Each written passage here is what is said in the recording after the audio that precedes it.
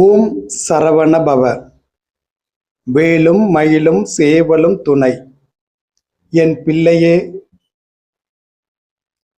என் மீதான பக்தியும் நம்பிக்கையும் தான் உன் வாழ்வை இப்போது நகர்த்தி கொண்டுள்ளது.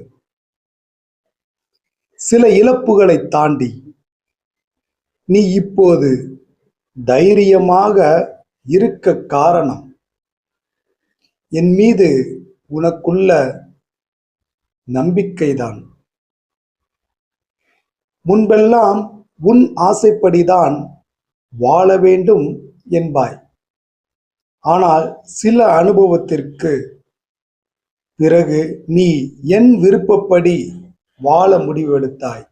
அன்றிலிருந்து உன்னை வினைகளுக்கு நடுவே பாதுகாப்பாக அழைத்து வந்துள்ளேன். எல்லா இடங்களிலும் நீ மௌனமாக இருக்க முடியாது. சில இடங்களில் நீ வாய் திறந்து பேச வேண்டும். உன் தேவைகளை பெற நீ கேட்க வேண்டிய இடத்தில் பொறுமையாக கேட்க வேண்டும்.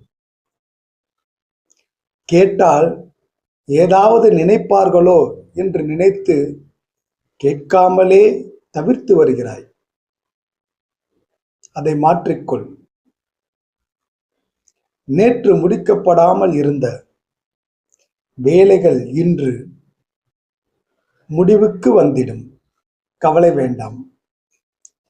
என் மனதில் நினைக்கும் நேர்மறையான வேண்டுதல்கள் முருகன் அருளால் நிறைவேறி வருகின்றன என்று பதிவிட்டு, இப்போது உன்னுடைய நேர்மறையான வேண்டுதல்களை கூறு. விரைவில் நிறைவேறும்.